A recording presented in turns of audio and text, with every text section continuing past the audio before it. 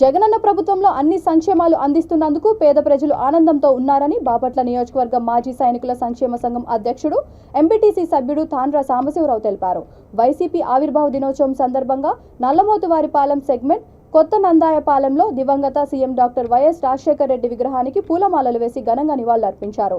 అనంతరం పార్టీ జెండాను ఆవిష్కరించారు. ఈ కార్యక్రమంలో సర్పంచ్ ఆట్ల వెంకటేశ్వరమ్మ అయ్యప్పరెడ్డి, పార్టీ నాయకులు, కార్యకర్తలు, గ్రామస్తులు పాల్గొన్నారు.